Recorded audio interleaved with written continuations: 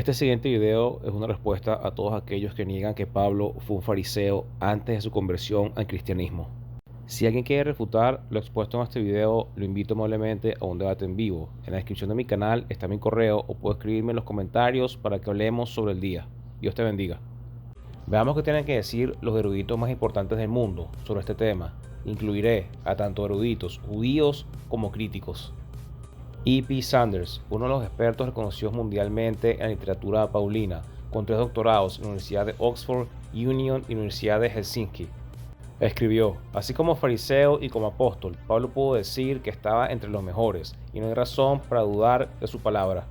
El respetado erudito judío Alan Segal, con un doctorado en la Universidad de Yale, escribió: Pablo es también importante para la historia judía. Es uno de los únicos 2 fariseos que nos han dejado escritos personales y el único judío del primer siglo que ha dejado informes confesionales de experiencias místicas. Pablo debería ser considerado como una fuente importante en el estudio del judaísmo del primer siglo. El segundo fariseo que nos dejó sus escritos es Josefo, pero la pregunta de si Josefo realmente era un fariseo es cuestionable.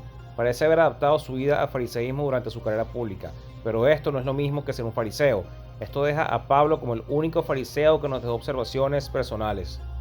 Las cartas de Pablo registran el pensamiento de un fariseo entrenado que se convirtió a una nueva forma apocalíptica, mística, y para muchos de sus contemporáneos lo veían como una forma de judaísmo sospechosamente herética.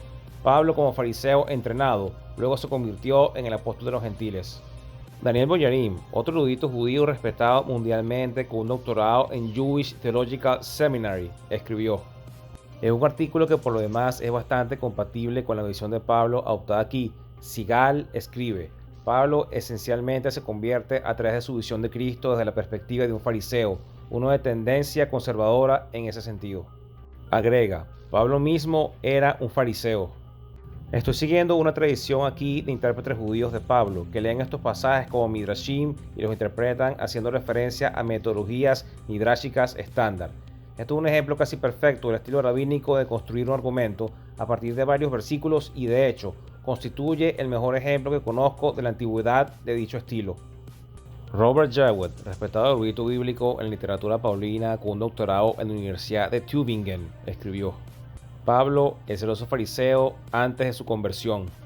El famoso erudito judío H.J. Schops, con un doctorado en la Universidad de Leipzig, crítico de Pablo, escribió: se pueden encontrar conexiones y paralelos rabínicos en la mayoría de las doctrinas y expresiones de fe de Pablo, sin necesidad de utilizar de manera prejuiciosa el criterio de judaísmo helenístico.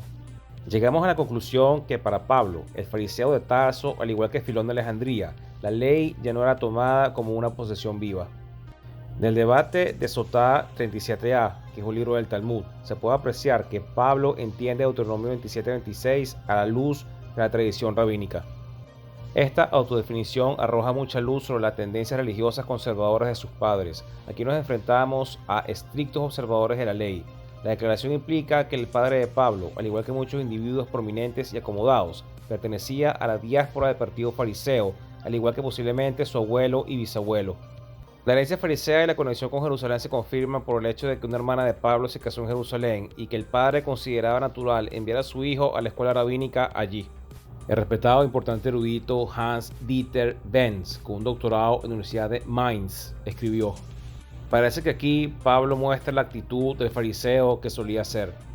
Joseph Fitzmyer, uno de los eruditos bíblicos más importantes del siglo XX, con un doctorado en la Universidad de Johns Hopkins, escribió: el padre que reveló a su hijo a Pablo es el mismo Dios a quien Pablo, el fariseo, siempre había adorado y servido.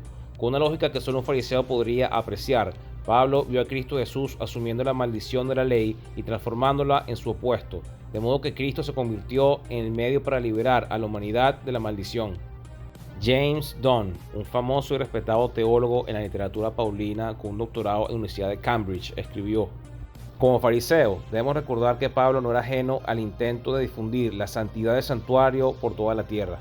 Sin embargo, Pablo el fariseo experimentó su devoción a la Torá y a la halajá tradicional, que es las tradiciones o reglas judías, mientras que Pablo el convertido experimentó su fe recién encontrada como liberadora y atribuyó este poderoso sentido de liberación directamente al Espíritu.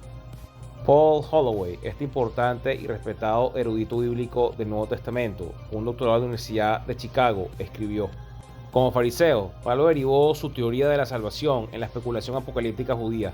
Y para concluir, otro respetado erudito bíblico, Ralph Martin, con un doctorado en la Universidad de Londres, él escribe: su celo como fariseo se muestra en su aversión hacia los nazarenos, es decir, los primeros cristianos, y su activa persecución de sus comunidades en Jerusalén y Damasco. Toda esta información no es ni 2% del material que demuestra que el apóstol Pablo fue un fariseo, utilizando la deducción bíblica y las corrientes teológicas de Pablo. Y como comenté al principio del video, si cualquier persona me quiere contactar para debatir sobre el tema, está libre de hacerlo. Gracias por este video, Dios los bendiga.